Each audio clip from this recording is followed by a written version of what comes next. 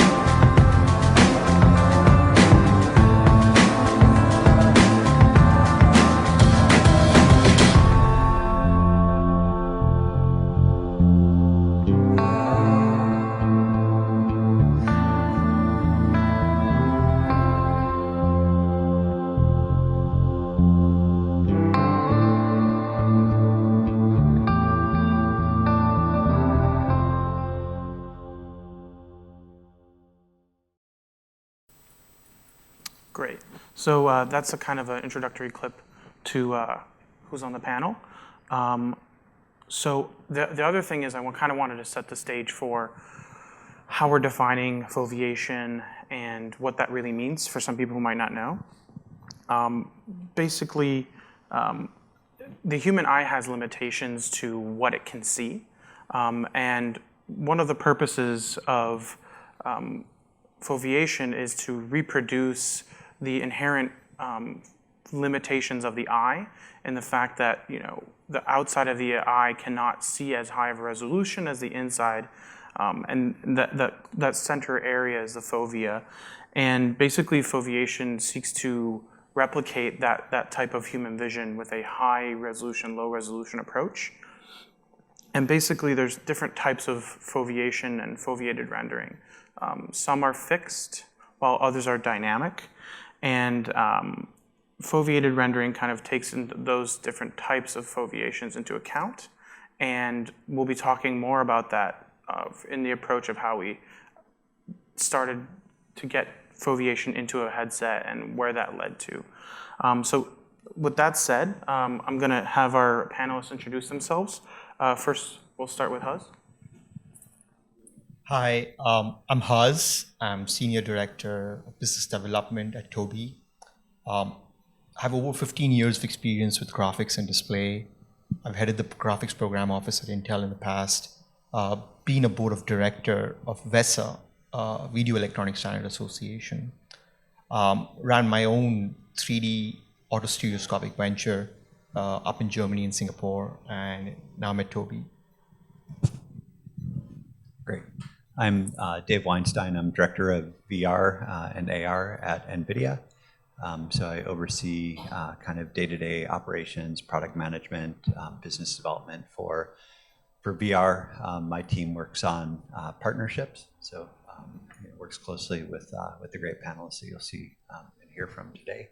And as hopefully all of you know, NVIDIA makes the GPU, which is the engine that's driving all of the graphics, And with our newest line of GPUs, the Turing RTX GPUs, we introduced variable rate shading, which is one of the key technologies. So looking forward to telling you more about that today.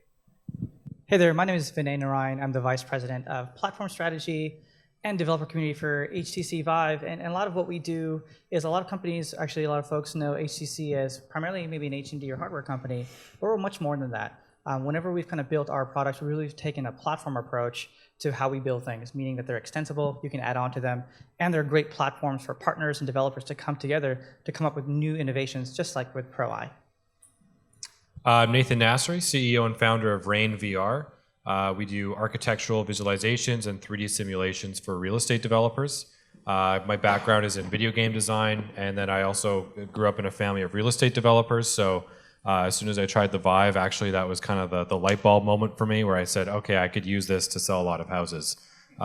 So that's how I started the company, and been developing with the Vive ever since. And I'm Anshul Sag, lead AR/VR analyst at More Insights and Strategy, and I, have been covering this area for at least 5 years now. So I'm very honored to be among these guys and to moderate this panel. We're going to start out with questions. I've got a bunch of questions, and then towards the end we'll have about 8 minutes for Q&A from anyone in the audience. So I'll kind of just get things started. So I'll start with Huz. I heard that Tobii is announcing its Spotlight product, and it's a feature in the new HTC Vive Pro Eye. So what exactly is Tobii Spotlight? So thanks, Anshul. Thanks for introducing foveation as well. Tobii Spotlight technology is an advanced Tobii eye tracking signal specialized for foveation. It has superior characteristics of an improved signal reliability, better frequency, improved latency, better frequency and noise handling. And what is the underlying technology that's behind Tobii Spotlight? So with Tobii Spotlight technology, we try to mimic the eye, right? You're kind of trying to mimic how Mother Nature reacts. For example, when your eye moves, rotates 0.3 degrees, there's a 1 millisecond add-on to that, right? If you use a naive foveation signal or an eye tracking signal, add another 30 milliseconds of, trying to capture where your eye is and trying to see where it is. So if you're looking here and then you move, your signal's trying to capture that. And then there is more latency added with respect to the display, the tracker, and there's a huge discrepancy when you're trying to render the image. So Tobii Spotlight technology kind of tries to capture that, right? That's why it has improved signal reliability. It tries to make sure the discrepancy is not there. Okay, and that's a great foundation for what I was going to ask next, which is about variable rate shading. So Dave, could you kind of give us a little bit of information about what VRS is and what the benefits are? Yeah, sure. So if we pop up a level for a second, VR is both sort of the best magic trick we've ever seen, and also a grand challenge problem, right? How do you put someone in an environment and convince them that they're no longer here in this room, they're in an environment that you're rendering?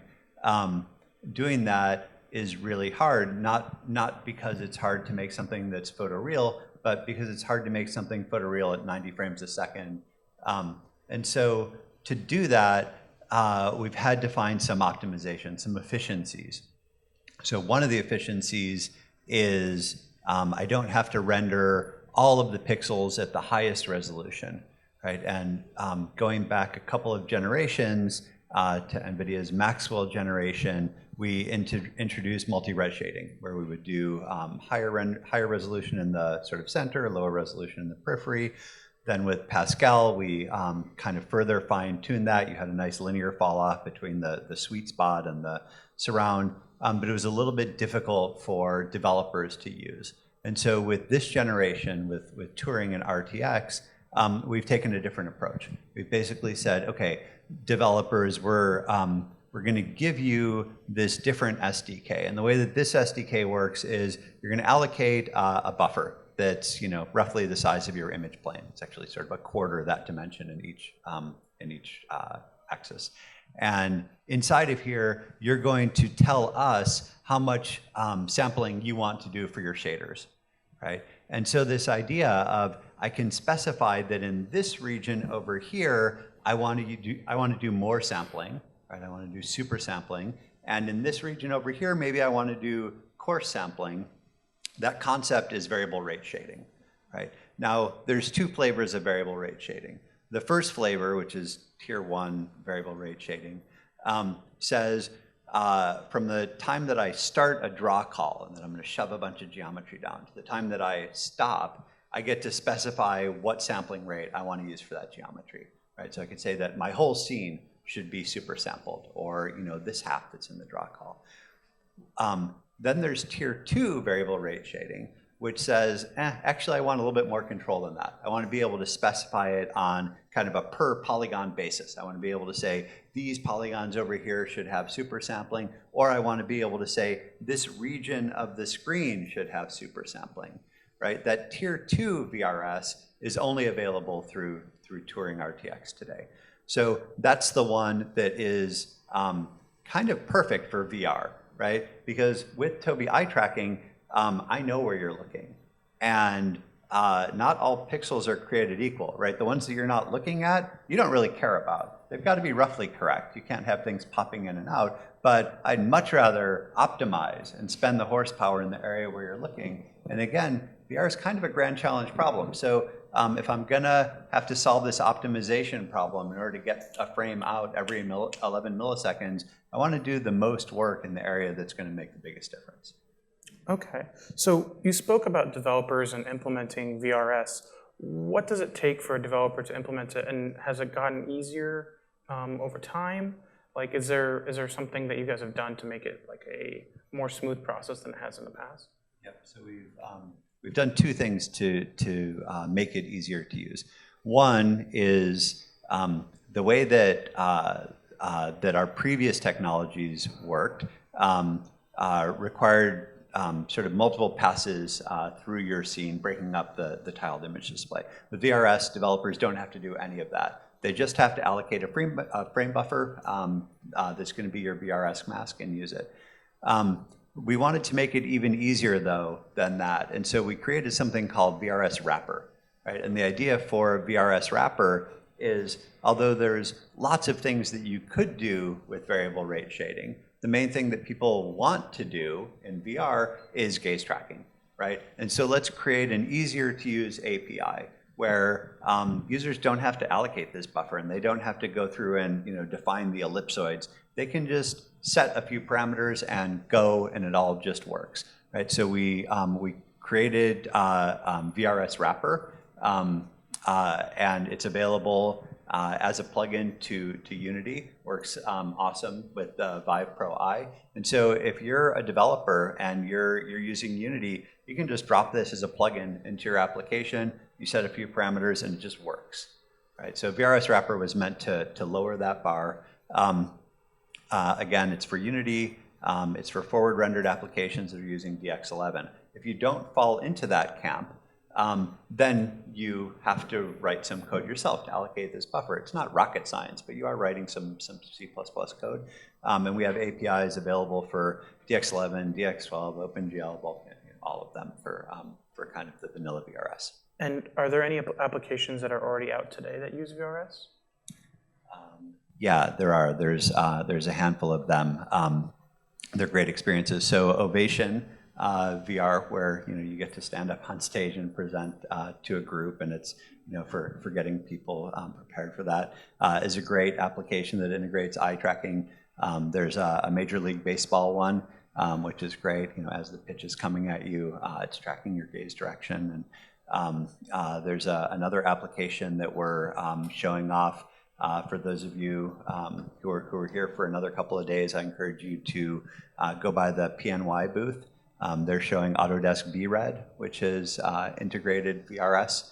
I saw that. Yeah, right. It's a great demo, right? It It's is, using definitely. using the Vive Pro Eye with the gaze tracking, and again, for automotive materials, which are really complex, you need the ability to super sample the hood of that car, right? And so again, using the power of VRS for that application. And what do you see as the future for VRS? Like, what are future potential applications for it that maybe aren't being used today?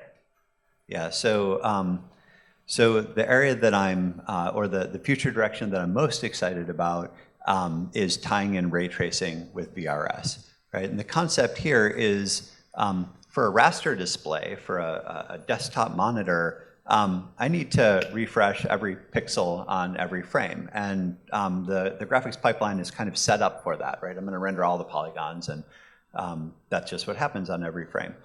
For VR, those pixels that I'm looking at, those need to update, and I need to be able to spend more budget on them, less so in the periphery. And ray tracing is actually kind of the perfect pipeline for that.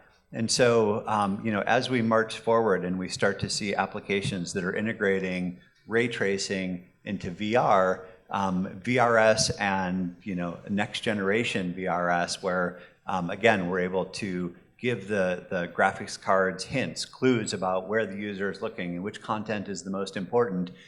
Those are going to drive where the rays are cast and where the image quality is the highest. Great. So one of the questions I had was if there's any benchmarks or that you can share with us that showcase the benefits of foveation and how it leads to better devices and better experiences. Both Huz and David would love to hear about that. Okay, so yes, there are some benchmarks around VR in general that can show this off. The question is a little bit tricky because again, what we're trying to do is solve an optimization problem, right? I want high image quality in the region that you're looking at, lower image quality in the periphery where you're not going to notice it. So if you give me an application that just barely comes in at just under 11 milliseconds per frame, I'm not going to change that because it's for VR. There's no benefit to rendering a frame in 6 milliseconds. Instead, I'm going to reduce my resolution in the periphery, increase my image quality in the foveated region, and still hand you back an application that's running at 90 hertz, right? So I haven't changed the performance characteristics in that case. I've improved the image quality. By contrast, if I have an application that is missing frames, that takes 15 milliseconds per frame, in that case, I'm going to step things down a little bit. I may not actually improve the image quality in the central region where you're looking, but I'm going to drop the image quality, do coarse sampling out in the periphery to get you under that 11 millisecond budget, and now your VR experience is better, it's smoother, but I didn't actually improve the quality, but I did improve the performance. And so you've got this knob that you can turn, actually two of them. One that's saying what quality, how much sampling should I do in the periphery, right where you're looking, and then there's kind of a third one right in the middle. So you can dial those up and down. And then you've got a second one, which is how big should the foveal region be, right? You guys gaze track super fast. But my eye also moves super fast, and so I need a little bit of margin on either side, right? And so you can dial that up or down as well. And so you've got these two knobs, which is why it makes it really hard to answer the question of just performance benchmarking. I think of it more as this is another tool that you can use to optimize. So to add color to what Dave, I think that was so accurate, right? Tobii's research team, engineering team, along with NVIDIA and collaboration with HTC, we did some benchmarks on some games and enterprise applications. We noticed up to 50% GPU rendering improvement, 57% GPU rendering improvement. We saw some shading rate improvement up to 16%. So that when your GPU rendering load is 57% or better, you get better image quality, better resolution. So these are early numbers coming out. We've published them. I think there's a white paper coming out soon in the next couple of months. But these benchmarks look amazing that you can apply to different applications and in different industries. And we've done all this on HTC Pro Eye. This is a good point. I just wanted to add one last thing. If you think about how big is the area of foveation, just from an anatomy point of view, it's very small, right? You're talking about just a few degrees. Yep. And so when you project that onto a display and you give it a little bit of border, you're still talking about less than 25% of the full frame, right? So if I can optimize and just do full res, full quality rendering in there, yes, and do lower quality in the periphery, it's a huge win, right? You're dramatically reducing how much work you're doing in over 75% of the image. Great. So Vinay, you guys helped bring this headset to market with all these capabilities. Could you tell us kind of how you came to that conclusion that you guys wanted to integrate eye tracking? Yeah, I think for us, when it comes to technologies, we're looking at technologies that are very foundational, meaning you're going to invest in these technologies today, but a lot of your experiences are going to be for tomorrow. So we want to make sure that we bring the most meaningful innovations into VR.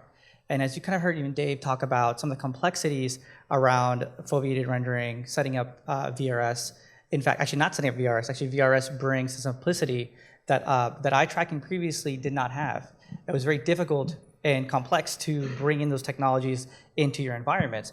But in collaboration with Tobii and NVIDIA, VRS Wrapper, for example, was pretty quick. It's actually extremely quick. So you don't have to be an expert in eye tracking to be able to do that.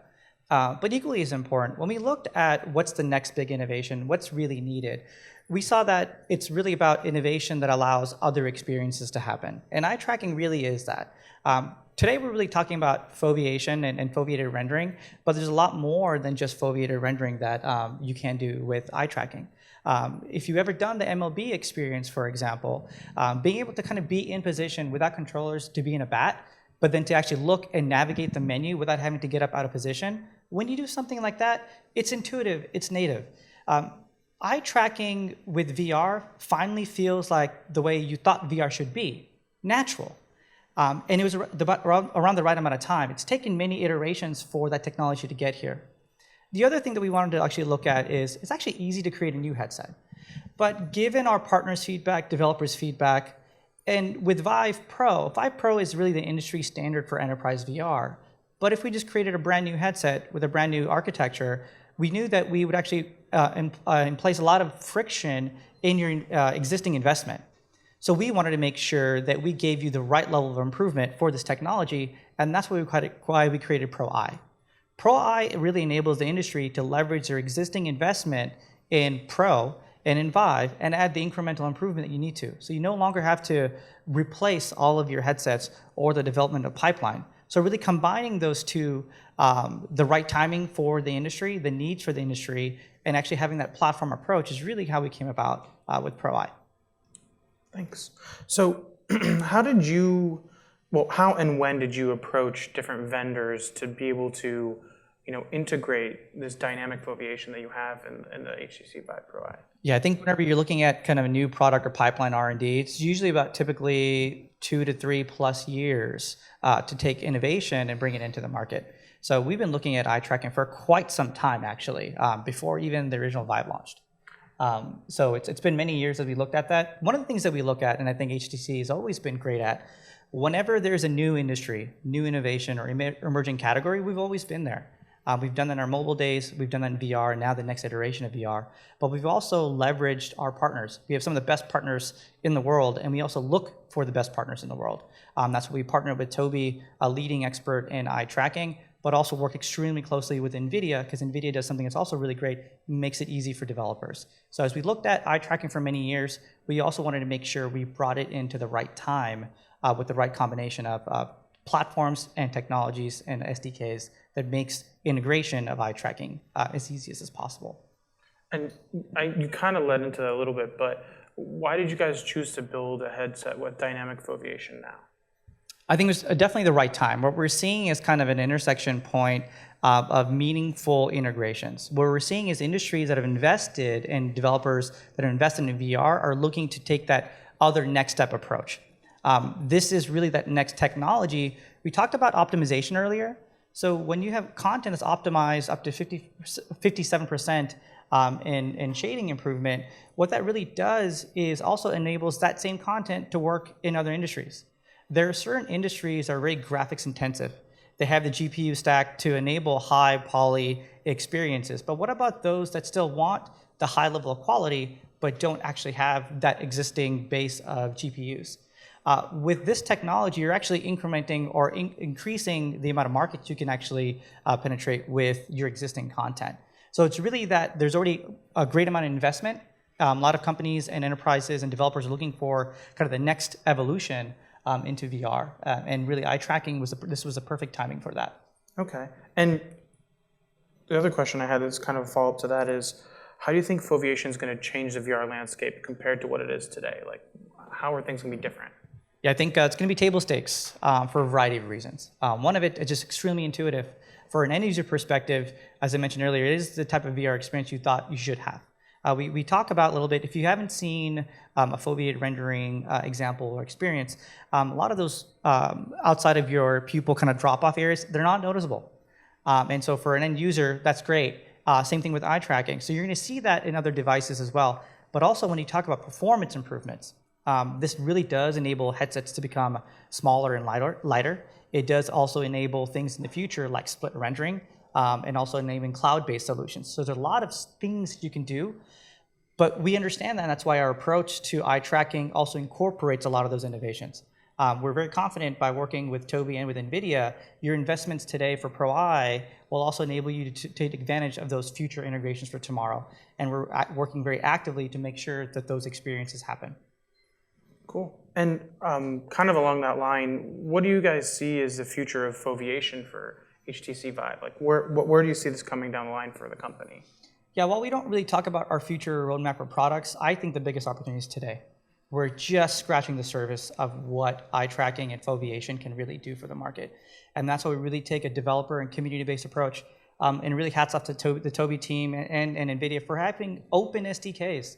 A lot of these APIs and SDKs that are enabled with the Pro Eye used to cost a lot of money in previous generation eye tracking headsets, literally hundreds of thousands of dollars worth of licensing that are available out of the box with our SDK. And the reason we did that is because just like when VR first started, really the community came up with all those great user experiences and innovations, and we feel that that's what the future of Pro Eye is today. Cool, thank you very much. So Nathan, I had a question for you. Can you tell us a little bit about, who your customers are and what you guys are doing in the VR space a little bit more in depth? Yeah, so our customers are real estate developers or architects who have to communicate the vision that they have to sell to someone that's eventually going to live in this space or lease it or work in that space. So one of the biggest benefits, of course, is the quality. And I think that the quality improvement that you get without needing to sacrifice spending more money on more expensive hardware, which can be a big turnoff to a lot of our customers who think that, oh, in 6 months I'm going to have to buy something new. But this sort of sets like the floor of now we can just keep building from here. Like you're always going to have extremely high quality with extremely good resolution.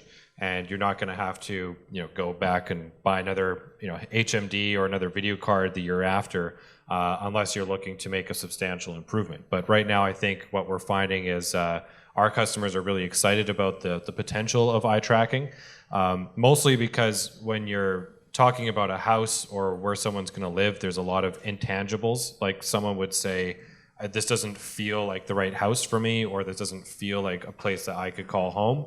And those are really key indicators because now we can actually track what someone's looking at within the house and get some good insights as to if someone says this doesn't feel right, we might have a good indicator that they just didn't like the bedroom. Because it's really hard for someone to quantify what they don't like in a house because it's such an abstract thing and it really ties into human emotions. So having those key performance indicators, I think, is going to be really useful, not just in terms of how these homes are designed, but in terms of how they're marketed and sold in the future. So I think this is really like what you've been saying, Vinay, is like this is the breakthrough that the VR industry has been looking for, and the intuitiveness of just using your eyes to manipulate the world around you. It it's so natural. It just feels so much better than using a controller or even trying to educate someone that's never used VR before, versus saying, okay, look here and then look there, and it's just gonna work, versus this is the button that you need to press, and maybe they've never held a gaming controller in their life. So it's been, very, very exciting for us, because now we feel that it's a much more natural path forward where you don't really need to spend 30 or 60 seconds explaining it to someone. So you mentioned KPIs. What are the KPIs for you and your customers when it comes to foveation and VR in general? Really, it's just the quality of the image. So if someone goes into our VR experience and looks over the balcony and gets vertigo, that's a key performance indicator that we've done our job properly, because it goes beyond your comprehension of saying this is a fake world, this is not real, I'm not in danger, and your subconscious just takes over and says, no, I'm on this balcony, I am in danger, and you need to step back away from that edge. So that's really for us when someone comes out of VR and says like, oh my God, I felt like I was there, or can I please go back to that apartment or that house, because it's just so immersive, and that's really the key performance that we're looking for. Okay, and what are your kind of expectations from a headset manufacturer like HTC? Good question.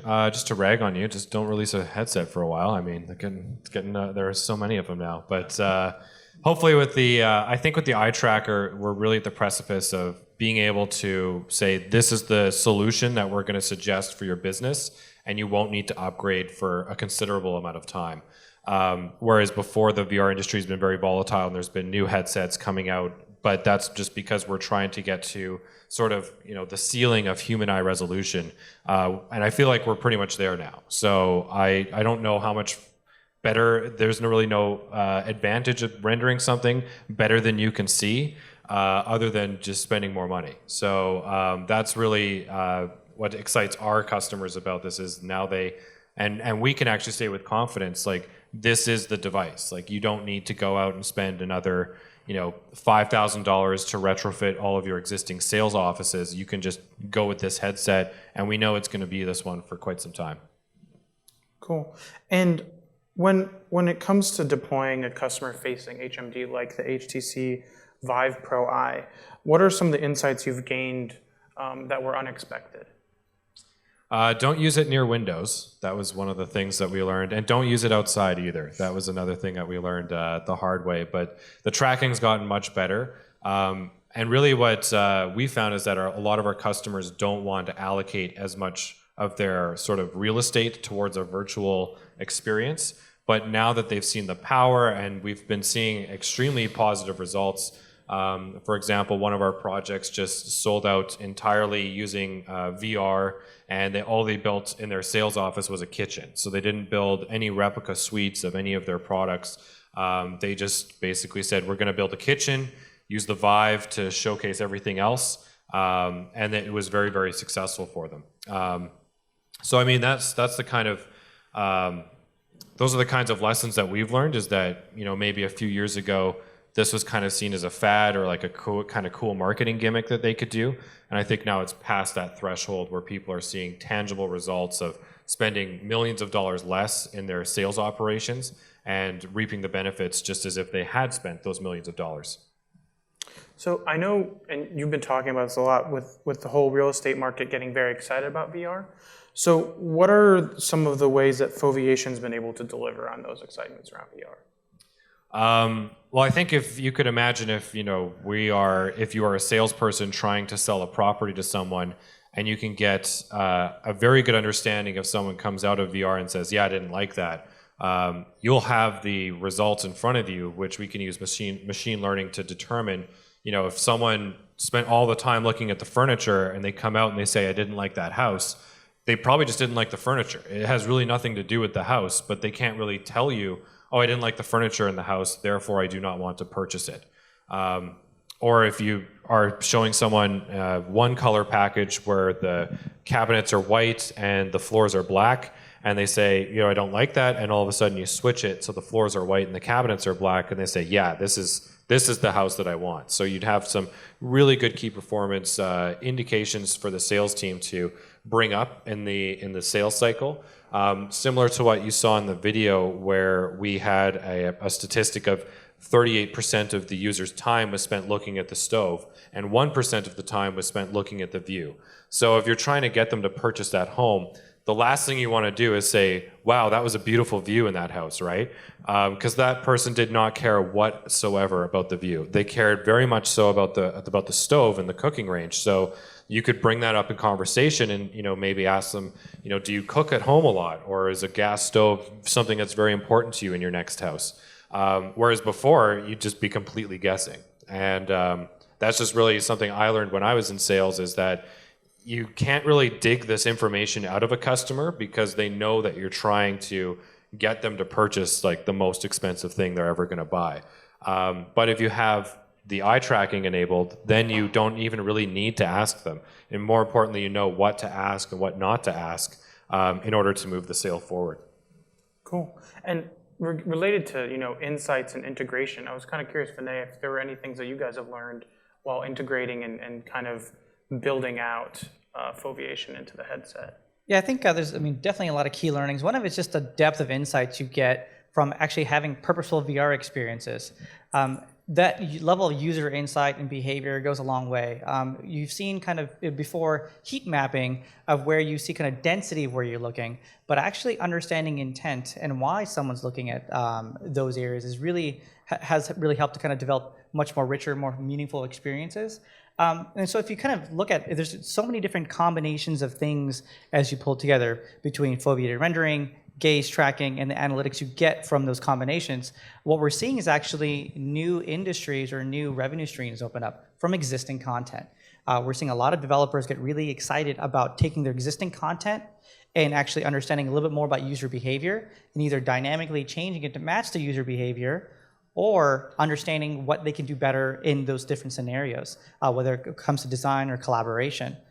You can actually have a conversation, for example, with somebody, and if that avatar's eyes are blinking, you have a higher chance of actually engaging with that avatar. And you can do that with eye tracking based headsets. So we're seeing a combination of many different things. In fact, we talked about earlier about Vive being that platform. So we've seen developers take our Vive trackers. We even have a lip tracking module for developers and actually do full-on avatars that actually have really good lip tracking, facial tracking, and and body movements to create avatar models based off of AI that you can have a technology or solution that's much more richer, more engaging than anything else out there in the market. So definitely a lot of things we've seen happen, and I feel like the more and more we talk about it, the more hackathons, the more workshops we do, the more great experiences that we're getting out of this.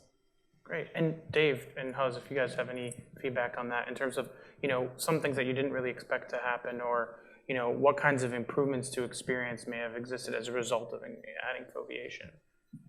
Yeah, I think, you know, back to what I was saying at the very, very beginning, you know, this is a great magic trick. We're trying to convince people that they're somewhere that they're not. In order for that to be useful, in order to be able to sell a home doing that, or design a car doing that, the rendering quality needs to be really high, right? If you put someone in a cartoony looking house and you say, hey, would you like to spend $1.2 million buying this house? You're not going to drive a sale. If you have something that is a really good surrogate for being there, then you can drive sales. And so, you know, what foveation allows to happen is we can create photoreal experiences for people beyond what you could do if you had to render the full screen just by focusing resource on that portion that they're looking to. So it really kind of up-levels the quality of VR experiences. You know, again, in the beginning, VR was a spectacle, right? Everybody wanted to put on a headset and try the thing where you are on a balcony and, you know, see if you can make people step off. VR has transitioned, right? VR is now a tool that people are using in their day-to-day work, whether it's designing cars or practicing surgeries or you know, treating patients for fear of heights or post-traumatic stress. And so you know, as VR completes this transition into return on investment, it's all about outcomes. These things are measurable, and I think we're going to see kind of that tipping point where you know, it's not terribly cheap to get into VR. You're looking at some amount of expense, but it's completely justified, because if you do this as an architect, as a real estate salesperson, you will drive 10x that in additional income. And so I think as we kind of complete that transition from spectacle to useful day-to-day tool, it's going to be essential that we as the technologists can deliver experiences that are totally immersive. And foveation is one of the tricks that we have to use to create that. Yeah, from our point of view, I agree with Dave here. In addition to, initially it was VR was about gaming. It's now expanded with foveation into other enterprises, right? It's gone into real estate, healthcare, automotive, manufacturing. That took us by, like, hey, were we prepared for this or were we not, and how do we react from here on? Because the demands in enterprise are much more accurate, much more precise, and they want a much higher performing device. And HTC Vive Pro Eye, along with NVIDIA, really puts that together. And we've seen those market expansions happening. So that's how Tobii looks at it. Cool. Thank you very much. We're kind of nearing the end of the panel, so I was going to give each of you guys a chance to kind of give some parting thoughts on your views on foveation, foveated rendering, and kind of where we're going as an industry. So I'll let you go first, Huz. Yeah, beyond the moving into other industries, I think as a developer, as a consumer, as an enterprise business, as a manufacturer for devices, or the game is now open, right? I mean, you have an ability to bring an immersive experience with your VR or your XR device or a PC for with Tobii Spotlight technology. So I think the market's open. Yeah, I feel like maybe we're preaching to the choir a little bit. Looking out in the audience, there's a lot of VR enthusiasts out here. They're here because they're excited about realism and VR and immersion. I'm hoping that we can give them a chance to answer a question or two. So I will stop talking so that you guys can answer. You guys can ask questions that we can answer. I agree with Dave there, but I just want to leave everyone with kind of a thought too. We know when HTC builds products and goes involved with partnerships, we're really looking at the long-term ROI for our partners and developers that invest in our platforms. And that's why we're very committed to make sure that the hardware and the products that we build today have a usefulness that goes beyond even kind of your current product ideas, and definitely for enabling the future experiences. I think my biggest takeaway is, again, looking to the future and where this technology is going, which is the cloud, so you don't need to purchase a GPU locally and have this running, and especially with 5G coming online any day now. I think that's the most exciting thing of where we're heading to is, being able to put on a headset, have it tether free, and go into a world that, and have that dream or have that magic, experience that you just can't do today because there is so much investment involved. But I know that the cables are coming out, and that we'll be able to have a much more versatile and useful enterprise application. And it's just sort of like, today is just building the foundation, and the future is going to be extremely exciting to see, especially with this technology. I just want to say it's great to have such an amazing collection of technology leaders on the panel, and thanks for enlightening us on how difficult it was to bring it to market and what was necessary, and how much we're kind of expanding the possibilities of VR. So thanks a lot. Thank you. Thank you.